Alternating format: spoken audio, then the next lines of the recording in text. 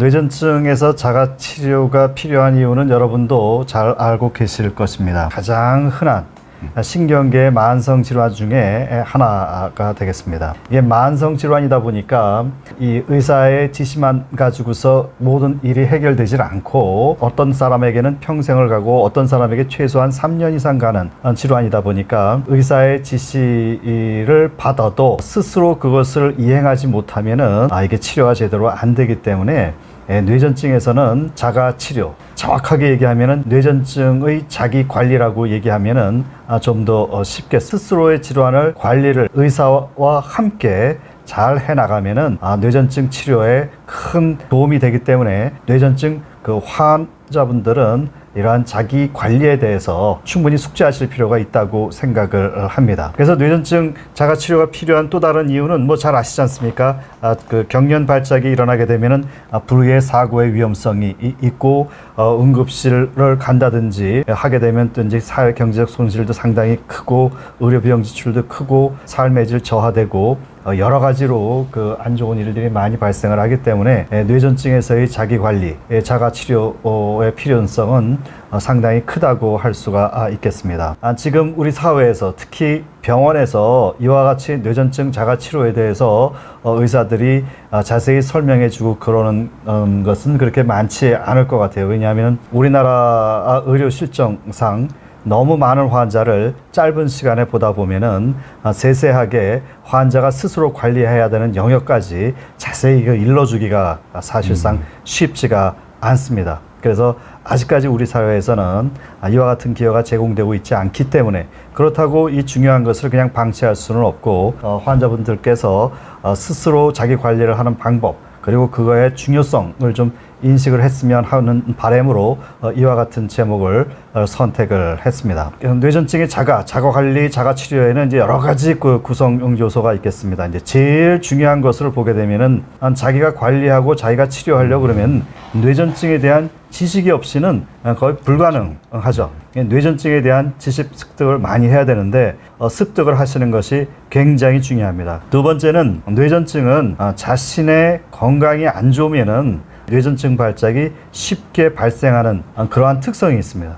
그래서 자기 건강 관리를 잘 하면은 뇌전증의 발작을 예방을 할 수가 있기 때문에 건강에 대한 생활 습관을 개선하는 게 굉장히 중요한 요소가 됐고 또 잘 아시는 것처럼 뇌전증은 약물 복용이 아주 절대적입니다. 그런데 문제는 환자분들이 이 약물 복용을 소홀히 하는 경우가 상당히 있기 때문에 약물 복용의 그 중요성에 대해서 다시 한번 말씀드리고 이게 자가치료의 중요한 구성 요소가 된다 하는 것을 말씀드립니다. 그리고 증상 관찰이라는 것은 이것이 의미 있는 증상인지 의미가 없는 증상인지 이것을 의사와 의논하면서 그 환자분 스스로 이건 나는 이런 증상은 참 의미 있는 증상이고 이런 증상이 있을 때는 집에 빨리 들어가서 잠을 자거나 쉬는 게 좋아. 괜히 밖에서 있으면 안 될 것 같아 하는 그래서 자기 증상을 관찰해서 그 의미를 파악하는 게 굉장히 중요합니다. 그리고 이제 이러한 것들을 종합을 했을 때 이제 문제 해결 및 의사 결정 기술이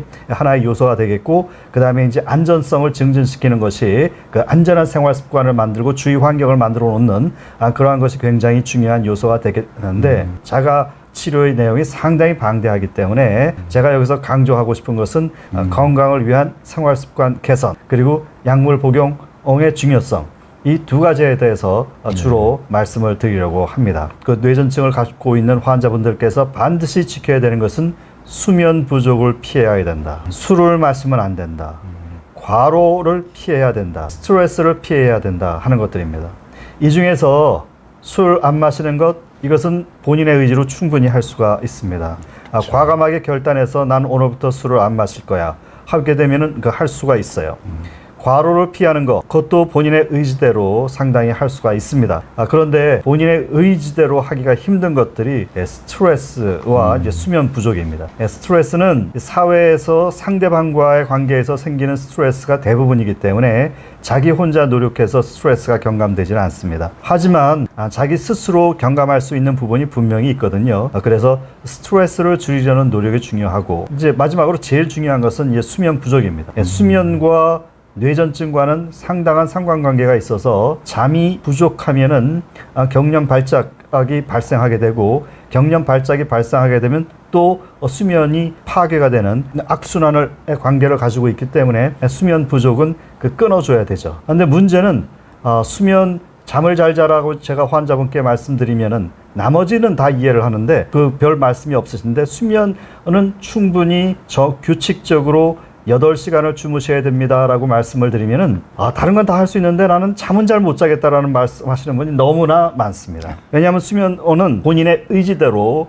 되지 않는 경우가 많고 또 수면 부족을 야기하는 여러 질환이 병발하는 경우가 흔히 있기 때문에 이 수면 부족에 대해서는 굉장히 중요한 문제이면서 의사와 반드시 의논을 해서 나의 경우에는 왜 수면이 파괴가 되느냐, 왜 수면이 질이 안 좋으냐 이것을 따져봐야 됩니다. 그러면은 왜 수면의 질이 나쁘고 왜 나는 잠을 자려고 그러는데 잠을 잘 못 자겠고 하는 것을 생각을 해야 되는데 잠을 잘 못 잔다, 즉 불면증 증세가 있다고 할 때 이 가장 흔한 원인 중에 하나가 바로 이게 우울증입니다. 그래서 뇌전증 환자분들은 우울증을 갖고 있는 분들이 한 3명 중에 1명꼴은 되기 때문에 상당히 많은 환자분들이 우울증을 앓고 있는데 이 우울증이 있으면은 잠이 잘 안 옵니다. 그래서 우울증을 치료해야 수면 부족에서 벗어날 수가 있다는 거죠. 그래서 이 우울증은 삶의 질을 나쁘게 할 뿐만 아니라 여러 가지 안 좋은 영향을 미치기 때문에 어떻게 해서든지 우울증은 치료를 해야 되고 이 우울증의 가장 대표적인 증상이 불면증입니다. 그래서 우울증은 우리가 쉽게 자가 진단하는 기준이 있습니다. 그래서 6개의 문항에서 첫째 문항, 삶의 모든 것이 고달프다 부터 시작해서 6번 문항, 도대체 기쁜 일이 없다. 이런 것으로 해서 밑에 있는 아니다, 가끔 그렇다, 종종 그렇다, 항상 그렇다, 이런 것으로 자가 채점을 해서 이것이 이제 14점 이상 되게 되면은 우울증이 있는 것입니다. 이런 경우에는 이제 의사하고 의논을 해서 우울증을 어떻게 치료할 것이냐. 요즘은 우울증도 약물 치료가 상당히 발달돼 있기 때문에 약물 치료를 하면은 많이 좋아집니다. 잠을 못 잔다 했을 때 이러한 우울증이 아니라 실제 불면증이라는 병이 잠을 못 자게 할 수가 있는 거죠. 정신생리 불면증이라고 그렇게 얘기하는데 특징을 보게 되면은 잠잘 시간이 가까워지게 되면 잠 못 자는 거에 대한 걱정이 생기는 거예요. 잠들기 힘들지만 TV를 보거나 책을 보고 있거나 잠들려는 노력을 안 하고 있을 때는 나도 모르게 잠이 들어버려요. 그래서 집에서는 또 잠들기는 힘든데 집 밖에서 예를 들면 여행 가서 호텔에서 자거나 친구 집에서 잠을 잘 때는 또 쉽게 잠이 들려요. 그리고 졸려서 잠자려고 누우면 생각이 많아지면서 잠이 싹 달아나요. 이런 특징이 있는 것을 우리가 정신생지 불면증이라고 하고 인지행동 치료를 하게 되면 상당히 많이 좋아지기 때문에 이런 정신생리 불면증, 내가 지금 불면증이 있느냐 를 따져봐야 됩니다. 또 하나 중요한 것은 이제 하지불안 증후군이에요. 자려고 하는데 다리에 뭔가 기어가는 것 같은 느낌이 들어 쑤시고 아픈 것 같은 불쾌한 느낌이 있어. 이런 느낌 때문에 다리를 자꾸 움직이고 싶은 충동이 생기고 쉬는 동안에 잠자려고 가만히 누워서 쉬는 동안에 이런 것이 악화되고 걷거나 움직이게 되면 좋아지고 또 이러한 증상은 밤에 악화되고 아주 우리 일반인들도 이해할 수 있는 쉬운 증상들이 하지불안 증후군으로 많이 나타나기 때문에 자가 진단을 충분히 할 수 있다고 저는 생각을 한단 말이에요. 그래서 내가 하지불안 증후군이 있는 것 같아, 이러한 증상들이 있는 것 같아, 그러면은 의사하고 얘기를 해서 하지불안 증후군에 대한 치료를 받아서 잠을 충분히 잘 수 있게끔 노력을 해야 되겠죠. 수면의 질이 나쁜 또 하나의 흔한 것은 폐쇄성 수면 무호흡증입니다. 뇌전증 약을 복용하게 되면은 살이 쪄서 비만해지는 경우가 많이 있는데 이 비만해지면은 수면 무호흡, 자다가 코를 심하게 골면서 숨이 잠시 멈추는, 숨이 막히면서 잠에서 깨고 하는 그러한 일이 일어날 수가 있어요. 그래서 이러한 수면 무호흡증이 있으면은 수면의 질이 많이 나빠지기 때문에 자기는 많이 잔다고 생각을 하는,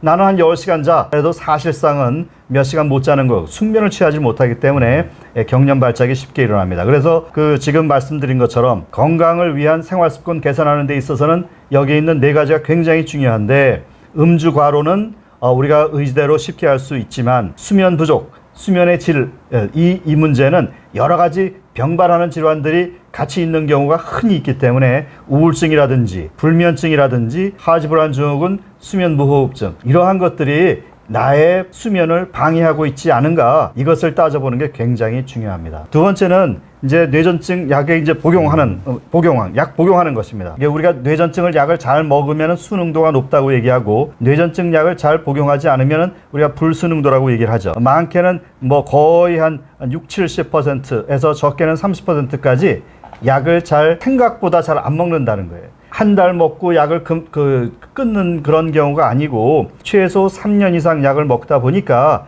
이 약을 먹는 수능도가 굉장히 떨어진다는 거죠. 어떤 문제들 때문에 환자분들이 약을 잘 안 먹느냐 하는 겁니다. 이 왜 약을 안 먹는지, 이 환자분들이 어디에 해당하는지 그것을 파악을 해서 그것을 우리가 보정해 줄 수가 있는 거죠. 예를 들어서 뇌전증 약에 대한 부작용이 우려가 되게 되면은 난 뇌전증 약을 먹으면 자꾸 부작용이 생길 것 같고, 지금은 생기진 않았지만 이게 오래 먹다 보면 또 생기는 거 아니야? 이런 우려가 생기게 되면은 약을 잘 먹지 않는 일이 벌어진다는 거죠. 그래서 약을 소홀히 하게 되는 거죠.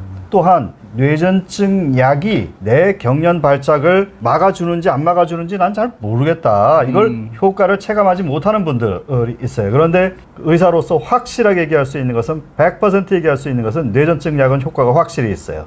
그렇기 때문에 뇌전증 효과에 대해서 의심할 필요가 없다는 거죠. 그래서 뇌전증 효과에 대한 믿음을 가지셔야 되고, 그리고 또 이제 우리가 이제 소위 얘기하는 이제 뇌전증에 관한 낙인감이라는 게 있단 말이죠. 그 뇌전증을 약을 먹고 있으면 다른 사람들이 나를 어떻게 볼 것인가 하는 이제 그러한 생각도 있는 것도, 근데 그러실 필요가 전혀 없는 거죠. 뇌전증은 머리에서 전기 현상으로 일어나는 아주 단순한 질환이기 때문에 이게 낙인감이 있을 이유가 없다는 거죠. 이게 오래 장기간 먹다 보면은 약 먹는 거에 대해서 탐안해지고 이제 부주의해지고 이런 일들이 있기 때문에 약을 잘 안 먹게 되는 경우가 있고, 1년, 2년 정도 열심히 약을 먹다가 1, 2년 동안 경기가 없으면은 그 다음에는 소홀해지는 거예요. 자기도 모르게. 그래서 약을 좀 거르게 되고, 한두 번 걸렀는데 경기를 안 한단 말이에요.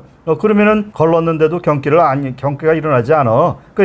그러면 약을 더 거른단 말이에요. 그러다 보면은 또 이제 경련 재발해가지고 그때부터 다시 또 이제 열심히 먹기 시작하는 분들이 있단 말이죠. 우리가 이게 약을 안 먹는다고 해서 당장 경기가 일어나는 건 아니지만, 이 경련은 한 번 발생했을 때 운이 나쁜 경우에는 사고의 우려가 있기 때문에 그렇죠. 발생하는 거 안 좋거든요. 그러니까 증상이 없다 하더라도, 일정 기간 증상이 없다 하더라도 약을 먹고 싶지 않으면은 의사하고 얘기해서 그 순서대로 약을 줄이면서 끊어나가는 그러는 이제 방법을 취해야지, 무작정 약을 안 먹고 그러는 것은 절대 하지 말아야 된다는 거죠. 우울증이 있으면은 괜히 약을 먹어도 부작용을 많이 느낀단 말이죠. 그리고 우울증이 있으면 의욕이 없어지기 때문에 약을 열심히 먹으려고 하는 그게 지금 없어져요. 마지막으로 복잡한 뇌전증 약 투약 방식은 수능도를 떨어뜨릴 수밖에 없어요. 그래서 요즘에는 약이 하루에 한 번만 먹어도 되는 약들이 지금 출시가 되고 있으니까, 하루에 한 번만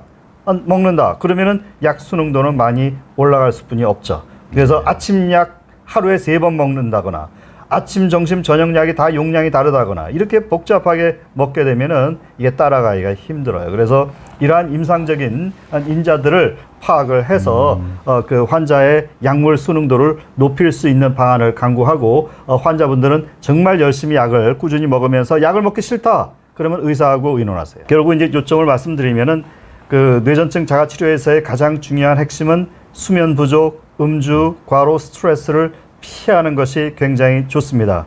그러기 위해서는 적절한 수면을 방해하는 우울증, 불면증, 하지불안증, 폐쇄성 수면 무호흡증은 그 특징이 아주 분명하기 때문에 여러분들이 스스로 충분히 자가 진단할 수 있고, 이것이 의심이 되면은 의사에게 문의해서 적절한 조치를 받으시는 게 좋습니다.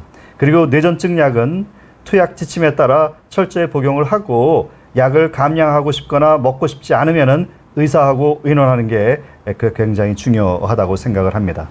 이상입니다.